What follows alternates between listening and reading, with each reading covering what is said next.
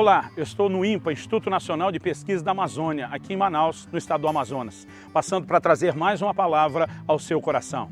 Em Números 13, 33, 10, daqueles 12 espias enviados por Moisés, regressam da terra prometida dizendo: éramos aos nossos olhos como gafanhotos, e assim também o éramos aos deles. Eu particularmente duvido que eles foram vistos por alguém, porque o contexto que a própria Bíblia nos fornece de como tratavam os espias que eram descobertos naquela época era com morte. José ameaça seus irmãos simulando essa possibilidade. Os 2 espias enviados por Josué precisam ser escondidos por Raabe para não morrerem. Se eles tivessem sido vistos pelos povos da terra, eles teriam sido executados. Mas quem se vê como gafanhoto acha que os outros também o enxergam como gafanhoto. Na verdade, a maneira como nos vemos é uma crença muito limitadora, ou pode se tornar uma crença muito limitadora. Precisamos nos enxergar pelos olhos de Deus, através da palavra de Deus, porque você é aquilo que você vê.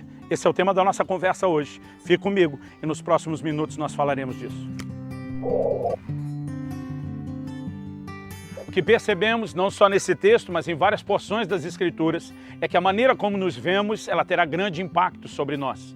Eu vejo muitos crentes se posicionando, falando de forma contrária, contra a psicologia, contra a autoajuda. Já vi críticas a pregadores que estão promovendo autoajuda, dizendo que deveriam oferecer ajuda do alto. Mas a verdade é que a palavra de Deus é um livro de autoajuda. Deus, o que é a definição de autoajuda? Nós recebemos instruções que temos que colocar em prática e mudar a nossa própria vida.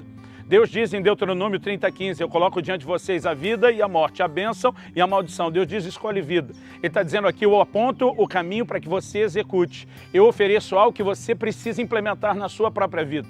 Então, bobagem falar contra a autoajuda quando a Bíblia é um livro de autoajuda. Bobagem atacar tudo na psicologia quando muito do que ela descobre é a constatação do comportamento humano no jeito que Deus mesmo o criou. O que não podemos é colocar as nossas crenças sobre isso. Mas precisamos perder o preconceito, porque senão deixamos de enxergar aquilo que a palavra de Deus afirma e que muitas vezes a própria psicologia descobre. Como, por exemplo, o poder de uma autoestima, a forma como nós nos olhamos.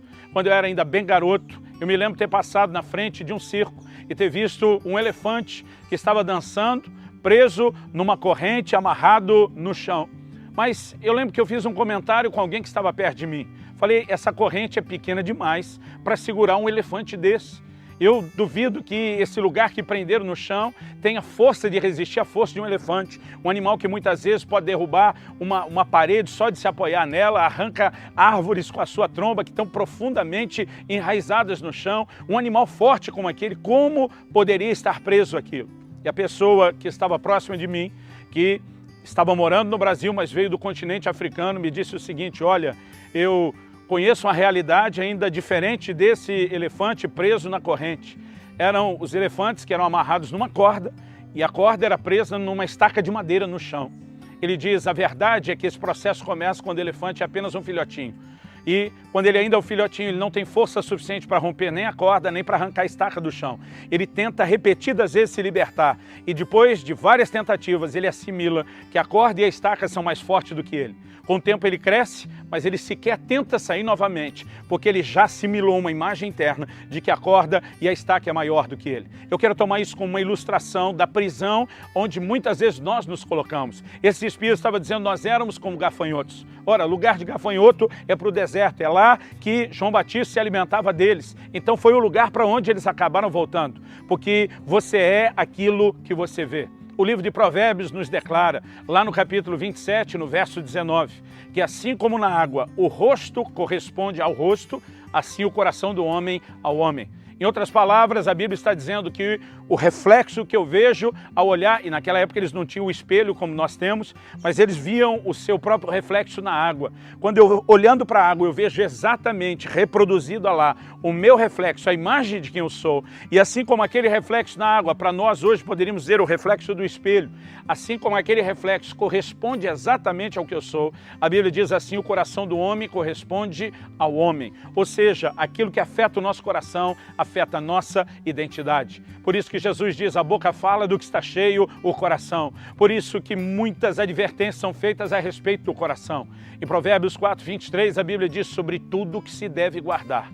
guarda o teu coração, porque dele procedem as fontes da vida. Quando você quer macular um rio, não precisa tentar correr atrás da água em toda a extensão do rio. Basta macular a nascente, você afetou o resto. É isso que a Bíblia está falando sobre o coração. E quando uma imagem, uma forma de vermos a nós mesmos afeta o coração, ela determina o nosso comportamento, ela controla a nossa identidade. Então não podemos nos permitir enxergarmos-nos de forma errada. Os dois únicos espias que entraram na terra prometida, Josué e Caleb, eles não se viam como gafanhotos. Eles, na verdade, olham para aqueles gigantes e dizem, nós vamos consumi-los como pão. Ausentou-se deles a sua segurança, o Senhor é conosco. Agora, a imagem que esses dois tinham, que os introduziu na terra prometida, foram os únicos. Ela foi formada pela palavra de Deus. E eu e você precisamos entender que não podemos basear uma imagem de nós mesmos, formada talvez na impressão que nós temos de nós mesmos, ou pelo preconceito que outros geraram no nosso coração. Tem gente que cresceu a vida inteira ouvindo dizer, você nunca vai ser nada, você nunca vai ser ninguém, você não vai fazer ou realizar coisa nenhuma, mas o que nós precisamos entender é que a verdade a nosso respeito não é o que as pessoas falaram de nós, não é sequer o que nós mesmos pensamos de nós, mas é aquilo que Deus pensa e declara a nosso respeito. Essa é a verdade, essa é a realidade a nosso respeito. E Tiago, no capítulo 1, ele compara o relacionamento do crente com a palavra de Deus como alguém que se olha no espelho. Ele fala sobre ser não apenas ouvinte, mas praticante da palavra. E ele diz, aquele que é apenas ouvinte e não praticante, é semelhante ao homem que se contempla no espelho, mas depois vai e esquece-se de como era. Eu não sei quantas pessoas já tiveram essa experiência, mas eu, quando criança, tinha. Eu brinco, às vezes, talvez as mulheres não, porque gastam muito mais tempo na frente do espelho. Mas eu me lembro quando criança, às vezes, de muito tempo sem olhar a minha imagem, o meu reflexo, me dava uma angústia, um desespero de tentar lembrar como era o meu rosto. Eu tinha aqueles momentos de apagões na memória, eu queria lembrar. Me lembro de uma vez na rua, eu parei na frente de uma vitrine tentando ver o reflexo do meu rosto, porque ainda garoto eu queria me lembrar de como era. Então, quando o Tiago fala sobre isso, eu entendo ele. Mas eu quero fazer o paralelo. Quando ele fala de um espelho que mostra quem nós somos, ele está falando da palavra de Deus. A palavra de Deus revela a nossa verdadeira identidade. A palavra de Deus revela tudo aquilo que nós somos em Cristo Jesus. Ela apresenta as verdades que Deus tem declarado a nosso respeito. Agora, quando o nosso relacionamento com a palavra é superficial, nós temos apenas um pequeno vislumbre de quem nós somos e daqui a pouco nós nos esquecemos daquilo que nós vimos. Quando criamos vínculos com a palavra, permanecemos diante dela não apenas na leitura, na meditação, na confissão, mas na prática da palavra. Essa identidade ela começa a penetrar cada vez mais fundo dentro de nós, a ponto de não trazer nenhuma crise, nenhuma dúvida acerca da nossa identidade. Assim como aqueles 10 espias estavam numa verdadeira crise de identidade a respeito de quem eram. Eu creio que muitas pessoas hoje dentro das igrejas estão vivendo a mesma crise. Aliás, se você observar o que distinguiu os 2 espias que entraram na terra, dos 10 e do resto da geração que os 10 deixaram de fora, todos eles tinham o mesmo Deus, todos eles tinham as mesmas promessas, todos eles estavam diante das mesmas adversidades. Mas o que distinguiu foi a maneira como eles se olhavam. Então eu quero te dizer, mesmo que você sirva o mesmo Deus, tenha as mesmas promessas e lute com as mesmas circunstâncias adversas, a maneira como você se enxerga, se será com seus olhos, com a lente de outros, ou através dos olhos de Deus, como Deus te vê e o que Ele declara a seu respeito, isso fará toda a diferença.